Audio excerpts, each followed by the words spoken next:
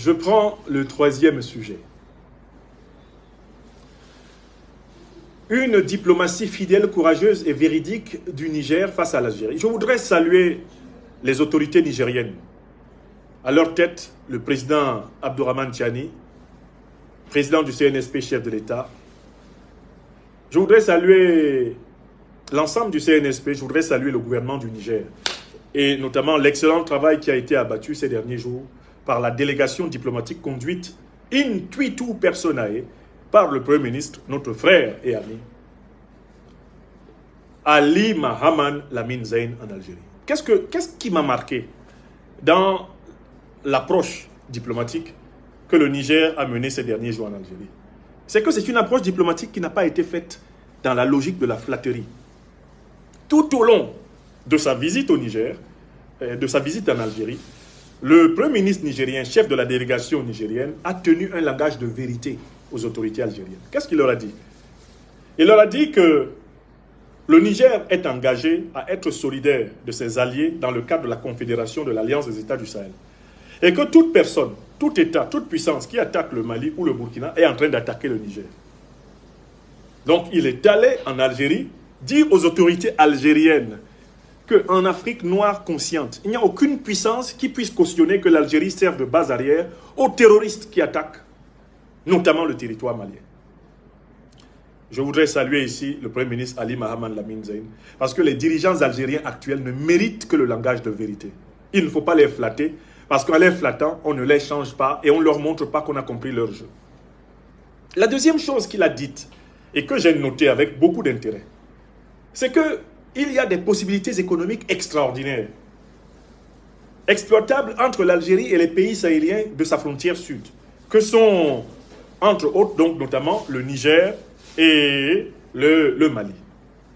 Et que ce serait stupide que les dirigeants algériens restent dans une logique de sabotage de toutes les perspectives de décollage et d'émergence économique au sud du Sahara pour demeurer la seule.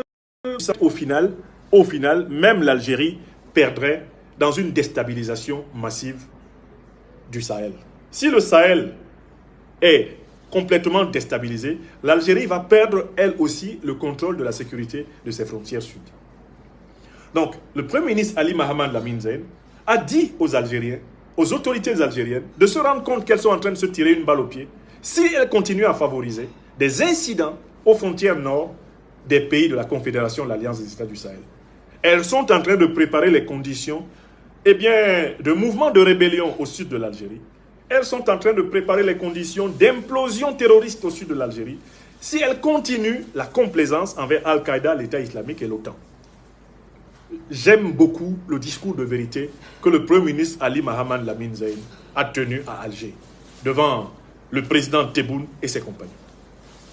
Enfin, il a dit une troisième chose, que le Niger, dans sa recherche de la paix, continuerait d'être ouvert à toute proposition constructive et s'opposerait fermement à toute proposition destructive parce que le Niger se sent lié de sort avec ses partenaires, justement, de la Confédération de l'Alliance des États du Sahel.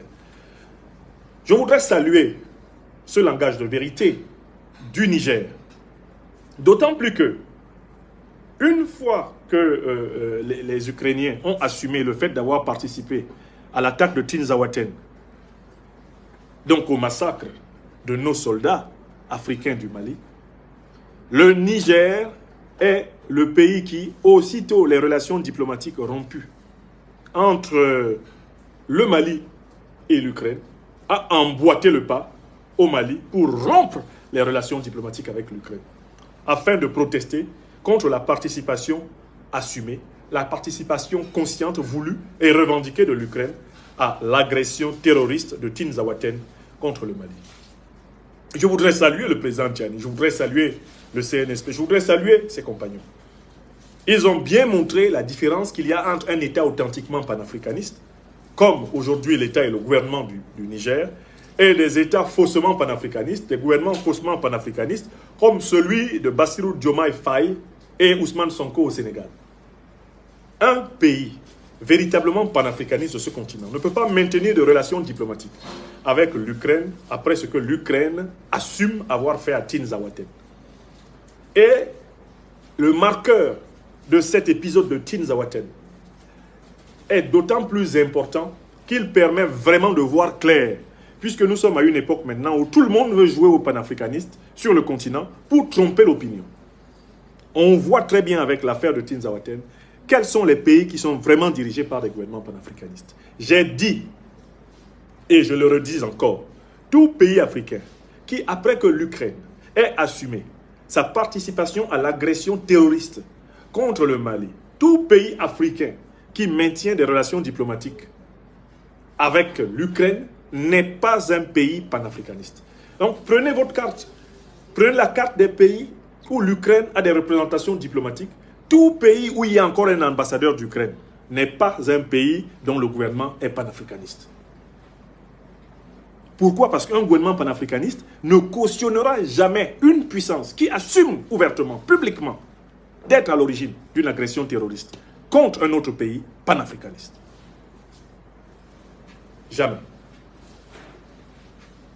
Maintenant, je passe au sujet suivant. Après avoir salué la fidélité de la diplomatie nigérienne, et notamment le discours de vérité qui a été tenu devant les autorités algériennes par le chef du gouvernement du Niger. Monsieur le Premier ministre, chers frères, nous sommes fiers de vous. Vous vous êtes tenu droit à Alger et vous n'avez dit que la vérité aux dirigeants algériens. Vous leur avez demandé de cesser leur duplicité envers l'Afrique noire et de se souvenir que le FLN n'aurait pas libéré l'Algérie de la colonisation française si l'Afrique noire ne lui avait pas offert les bases arrières, et notamment les bases arrières du Mali. Vous avez bien fait de rafraîchir la mémoire à ce gouvernement d'Algérie qui est complètement coupé maintenant de la véritable mémoire de la résistance algérienne historique. Soyez salués. Ali Mahaman Lamine Zeid. Soyez salués. Vous avez appliqué à Alger le précepte fondamental que nous avons au Niger, Laboussanino Zintien Kassane. Laboussanino Zintien Kassane. Laboussanino Zintien Kassane.